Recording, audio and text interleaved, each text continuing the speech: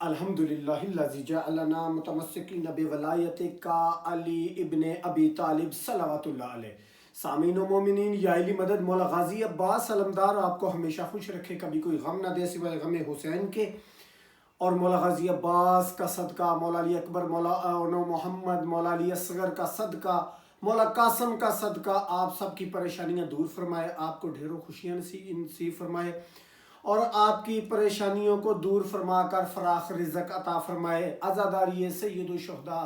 ہم سب کی نسلوں میں جاری و ساری فرمائے۔ جی رمضان شروع ہونے والا ہے، تو اس میں کافی چیزیں جو ہوتی ہیں وہ چل رہی ہوتی ہیں، کافی مسئلوں پہ ڈسکس ہو رہی ہوتی ہے۔ تو ہر مذہب کو اپنی حقانیت اور اپنے مذہب کے حق ہونے کی دلیل جو ہے پیش کرنا وہ اس کا حق بنتا ہے، اور جب باطل اپنے عروج پر ہو تو پھر اپنے مذہب کو حق ثابت کرنا، خاص کر ہم اپنی بات کر رہے ہیں تشیع کی، جو ہم تشیع ہیں، ہمارا فرض بنتا ہے کہ جب کوئی جناب سیدہ پہ بات کرے، جناب مولا علی کی شہادت پر بات کرے، یا آپ کے اقتدار پر بات کرے، یا آپ کی جتنے بھی فضائل ہیں ان پر بات کرے، اور جو بھی شہادہ معصومین کے حوالے سے بات کرے، تو پھر اس کو منہ توڑ جواب دینا ہم پہ فرض ہوتا ہے۔ اب روزے آ رہے ہیں، کل روزہ ہے، تو روزے کے حوالے سے کئی سال ہم بھی ایسے ہی مطلب رکھتے رہے، چونکہ میں بھی پہلے اہل سنت کے حوالے سے ہی روزے کی افطاری اور سحری کے جو اہتمام تھے انہی میں ہی شریک تھا۔ بہرحال جی سنیے گا، میں نے یہ بتانا ہے کہ اصل میں نا یہ مسائل اس وقت کلیئر ہوتے ہیں جب امام معصوم ہوگا، اور معصوم ہونے کے ساتھ ساتھ اس کے قدموں میں اپنا سر رکھیں گے تو پھر ہدایت ملے گی، پھر ہدایت ملے گی۔ اچھا، اور جب خود ساختہ اماموں سے دین لیں گے نا تو پھر ایسے ہی ہوگا، کبھی کوئی روزہ توڑ بیٹھے گا اور کبھی کوئی 20 رکعت رات کو نمازیں پڑھتا رہے گا۔ بہرحال ہم اس پہ بھی بات کریں گے، آج ہم روزے پہ بات کرنے لگے ہیں کہ جب ہم اس احتیاط کو جو روزے کی افطاری کے حوالے سے ہے کہ پاسداری کرتے ہوئے حکم روزہ دیکھتے ہیں، تو ارشاد خداوندی جو ہے وہ ذرا غور سے سنیے گا کہ اللہ قرآن میں کیا کہہ رہا ہے۔ اللہ قرآن میں کہتا ہے ثم اتموا الصیام الی اللیل، لیل لفظ ہے لیل کا، رات کا، پھر پورا کرو روزہ کو رات ہونے تک، پھر پورا کرو روزہ کو رات ہونے تک۔ اس حکم سے بالکل صاف ظاہر ہے روزہ کے انتہا یعنی وقت افطار رات شروع ہونے کے وقت تک ہے، ٹھیک ہے۔ لہٰذا جب ہم اس چیز کو نہیں سمجھیں گے کہ اللہ قرآن میں کیا کہہ رہا ہے، اور اندھی تقلید کے پیچھے لگ کے ہم روزے کو توڑتے جائیں گے، یا جیسے اپنی مرضی سے جیسے دین ترتیب دیا گیا، غیر معصوم اماموں نے جنہوں نے حکومتوں سے پیسے لے کر دین کو ترتیب دیا، ان کی روایات پر عمل کریں گے تو پھر ایسا ہی ہوگا۔ پھر کہاں سے آئے گا تقویٰ، کہاں سے آئے گی پرہیزگاری؟ پھر جو ہی رمضان گزرے گا پھر وہی ملاوٹ ہوگی، پھر رشوت خوری ہوگی، پھر وہی زنا کا بازار گرم ہوگا، پھر وہی حرام زدگیاں ہوں گی، پھر ہر کام ویسے کا ویسا ہی ہوگا۔ تقویٰ آئے کہاں سے؟ جب خود ساختہ اماموں سے دین لے کر روزے رکھنے ہیں اور کھولنے ہیں تو پھر ایسے ہی تقویٰ آنا ہے نا جی۔ اچھا، اس کے بعد لہذا جب تک رات نہ ہو جائے افطار درستی نہیں ہے، کیونکہ اللہ قرآن میں لیل کا ذکر کر رہا ہے، روزہ درستی نہیں ہے، بلکہ قصداً مخالفت قرآن ہے، بلکہ سوچی سمجھی مخالفت قرآن ہے کہ حافظ قرآن رات کو تراویحاں پڑھ کے قرآن مجید پڑھتے جاتے ہیں لیکن لیل کا مطلب نہیں سمجھتے ہیں۔ لیکن مخالفت کیا ہے؟ شیعوں کی مخالفت کیا ہے؟ شیعوں کے چہاردہ معصومین کی مخالفت کیا ہے؟ 12 ائمہ کی۔ میں بار بار یہ لفظ کہتا ہوں کہ یہ قرآن پڑھتے ہیں، ان کے یہاں سے نیچے اترتا ہی نہیں ہے۔ اگر اترتا ہوتا تو یہ قرآن بولنے والے کو بھی مانتے، اس کو بھی تسلیم کرتے، اس کی ہی اتباع کرتے، لیکن ایسا نہیں ہے۔ اچھا جی، قرآن کی صراحتاً مخالفت ہے کہ قرآن لیل کا ذکر کر رہا ہے اور آپ شام میں روزہ کھول رہے ہیں۔ اچھا،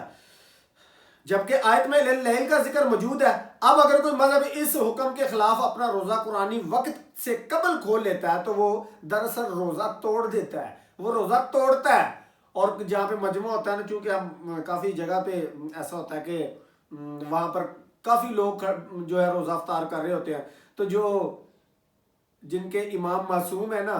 وہ روزہ نہیں کھول رہے ہوتے، تو سب لوگ ان کو حیرت کی نظر سے دیکھ رہے ہوتے ہیں، جو روزہ توڑ رہے ہوتے ہیں وہ ان کو دیکھ رہے ہوتے ہیں کہ یہ کیا روزہ کیوں نہیں کھول رہے۔ اصل میں ان کو پتہ نہیں ہے نا کہ امام کا بڑا کردار ہے، امام ہی کی جو وجہ سے انسانیت ہے، امام ہی کی وجہ سے تو سب کچھ ہے، دین بھی انہی کی وجہ سے ہے۔ اچھا جی، روزہ توڑتے ہیں جی، بالکل توڑتے ہیں۔ مذہب اہل سنت والجماعت میں جیسا کہ ہے، انہوں نے روافض، یعنی ہمیں رافضی کہتے ہیں نا شیعوں کو، ہماری ضد میں یہ سارا کچھ کیا جی، ہماری ضد میں انہوں نے قرآن کے حکم کی پرواہ نہ کرتے ہوئے روزہ کو توڑتے ہیں، صرف خود ساختہ اماموں کے پیچھے لگ کے، ٹھیک ہے، اور برابر اپنے روزے رات کی بجائے دن ہی میں افطار کر لیتے ہیں۔ اگر خدا کا حکم وقت مغرب کو ساعت افطار قرار دینا ہوتا، ذرا غور سے سنیے گا، اگر اللہ نے ساعت افطار کو مغرب کے وقت قرار دینا ہوتا تو لیل کا ذکر نہ ہوتا، مغرب کا ذکر ہوتا قرآن میں، مغرب کا ذکر ہوتا قرآن میں، ٹھیک ہے۔ اور اس کے بعد مگر ہمارے بھائی، بلکہ ہمارے، میں منہ سے نکل گیا، میں کہتا ہی نہیں ہوں جی، میں مانتا ہی نہیں ہوں اس چیز کو، بھائی وہی ہے جس کے دل میں ولایت علی ہے، چاہے وہ سگا بھائی ہے، دل میں ولایت نہیں ہے تو وہ بھی بھائی نہیں ہے، الحمدللہ۔ اچھا جی، آنکھیں بند کر کے لوگ ایسے ہی کر رہے ہیں کہ بس مخالفت کرنی ہے تو شیعوں کی کرنی ہے، حالانکہ خود علماء اہل سنت نے اس کا اقرار کیا ہے، صحیح وقت افطار بعد از نماز مغرب ہے، جیسا کہ شاہ ولی اللہ محدث دہلوی لکھتے ہیں کہ حضرت عمر اور عثمان نماز مغرب کے بعد روزہ افطار کرتے تھے، یہ ان کا معمول تھا۔ یہ فقہ عمر صفحہ نمبر 110 اور درایت نمبر ہے اس کی 356 جی۔ اچھا، اب آپ نے غور کرنی ہے کہ حضرت عمر اور عثمان نے لیل کا مفہوم تو یہ سمجھا کہ نماز مغرب کے بعد روزہ افطار کیا جائے، لیکن یہاں پر کچھ لوگ جو اہل سنت، اہل حدیث، اہل دیوبند ہیں، وہ نہ صرف قرآن و سنت کی مخالفت کرتے ہیں بلکہ اپنے ہی خلفاء کی مخالفت بھی کر رہے ہیں، ان کے حکم کو بھی ٹھکرا رہے ہیں، اور الٹا یہ جھوٹ گڑھ لیا کہ نماز مغرب کے بعد روزہ افطار کرنے والوں کے روزے مکروہ ہو جاتے ہیں۔ شاید ان کو یہ بات نہیں ہے پتا کہ ان کے خلفاء جو ہے نا وہ بھی نماز مغرب کے بعد ہی روزہ کھولتے تھے، اس کا مطلب ہے ہمارے ہی نہیں، وہ آپ کے سب بڑے پیروں کے بھی روزے مکروہ ہوا کرتے تھے پھر، ٹھیک ہے جی۔ اچھا، ان کے بھی ہو گئے۔ اس کے بعد حضرت عمر اور عثمان چونکہ عمل رسول صلی اللہ علیہ وآلہ وسلم کو جانتے تھے، لہٰذا انہوں نے نماز مغرب کے بعد افطار کرنا ہی سنت سمجھا، اور مکروہ والی بات ان کو شاید نہیں پتا تھی، تو یہ بھائی جان جو دو چار ملوانے ہیں یہ وہاں پہ پیدا ہو جاتے ہیں، ان کو بتاتے ہیں کہ روزہ مکروہ ہو جاتا ہے۔ آگے سنیے گا جی، اب یہاں پر ہم یہ بیان کریں گے کہ نماز مغرب جو ہے اس کے ٹائم پہ روزہ کھولنا مکروہ ہے، تو بہت زبردست بات سی ہے، یہ زبردست آپ کے سامنے رکھنے کا کہ اگر نماز مغرب کے وقت روزہ رکھنا صحیح ہے اور نماز مغرب ادا کرنے کے بعد روزہ کھولنا مکروہ ہے، اچھا ٹھیک ہو گیا۔ اب آپ نے دو عمل دیکھنے، ایک ہے نماز اور ایک ہے روزہ، افضلیت میں نماز افضل ہے اور افضل عمل کو کرنے کے بعد روزہ کھولا گیا، ٹھیک ہے جی۔ اب یہ تو بات ہوگی یہاں پر، اگر مکروہ ہوا بھی تو ثواب میں کمی ہوئی، ختم نہیں ہوا، ٹوٹا نہیں، لیکن اگر وقت سے پہلے کھول لیا تو پھر تو ٹوٹ گیا نا، پھر تو ثواب ملا ہی نہیں نا، سارا دن بھوکا پیاسا ہی رہا نا، سارا دن صرف بغض علی لے کر بھوک پیاسی کاٹی نا، وزن ہی کم کرنے والا نسخہ پھر یوز کر رہے ہیں نا، اور تو کوئی کام ہو نہیں رہا۔ بس چونکہ سنی حضرات چند منٹ کی بے صبری میں خلاف قرآن و سنت و عمل خلفاء اپنے خلفاء کے جو رکھے ہوئے روزے ہیں سے رات شروع ہونے سے پہلے کھول دیتے ہیں، لہٰذا ان کا یہ عمل اطاعت خدا اور رسول کے موافق نہیں ہے، اس لیے ان کی طرز پر رکھا ہوا روزہ سبب تقوی کہاں سے ہوگا؟ سبب تقوی ہو ہی نہیں سکتا، جبکہ ان کے ہاں تقوی بھی خوف و ڈر کو ہی کہا جا رہا ہے جی، انہوں نے اس کی ڈیفینیشن تقوی کی ڈر کی ہے کہ اللہ سے ڈرنا، نعوذ باللہ من ذالک۔ اچھا، اس کے بعد جناب والا آپ کی سماعتوں کی نظر میں نے یہ کرنا تھا، جو بخاری اور مسلم کی ایک روایت ہے وہ آپ کے سامنے رکھنی ہے، کہ جس میں حضرت نبی مکرم صلی اللہ علیہ وآلہ وسلم تشریف لائے اور آپ نے حضرت ابو ذر کو یہ کہا، یا ہمارے یاسر یا ابو ذر، دو روایات ہیں، دونوں میں ذکر ہے کہ آپ نے نماز کا جب ٹائم ہوا، اذان شروع، جناب بلال نے اذان دینی شروع کی تو آپ نے کہا کہ میرے لیے ستو گھولے جائیں، تو انہوں نے ستو گھولے، آپ نے نماز ادا کی، نماز ادا کرنے کے بعد دعا کی، اس کے بعد آپ نے وہ گھولے ہوئے ستو پیے اور افطاری کی، روزہ افطار کیا۔ اسی طرح جناب محمد مصطفیٰ صلی اللہ علیہ وآلہ وسلم کی سنت روزے کو افطار کرنے کی بخاری مسلم کے مطابق خود ان کے فقہا نے لکھا ہے کہ افضلیت روزے کی یہی ہے، اور روزے کا اصل ٹائم جو ہے وہ لیل کا ہی ہے، یعنی رات سے رات تک، جب رات دن پر چھا جائے، اور جب سورج غروب ہوتا ہے اس وقت رات نہیں چھاتی،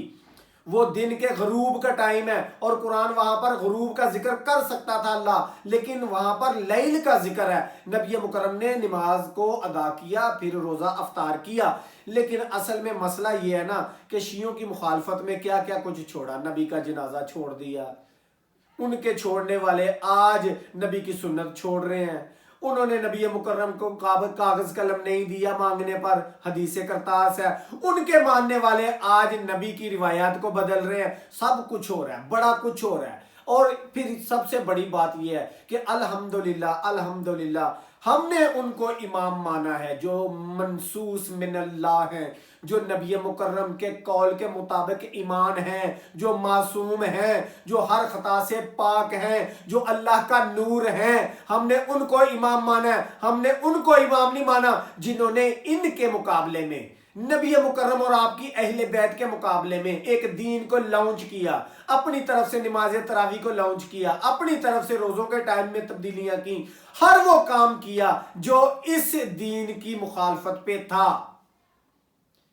اور ایک ہندو سینیٹر کی بات مجھے یاد آ گئی، آخر پہ وہ کرتا چلوں، کہ جہاں پر انہوں نے کہا کہ مسلمان جو ہے وہ سب سے بڑا ڈونگی ہے، یہ خود ہی کو مارتا ہے اور خود ہی مظلوم بنتا ہے، اور جن کے پاس اصل دین تھا انہوں نے چن چن کے ان کو قتل کیا۔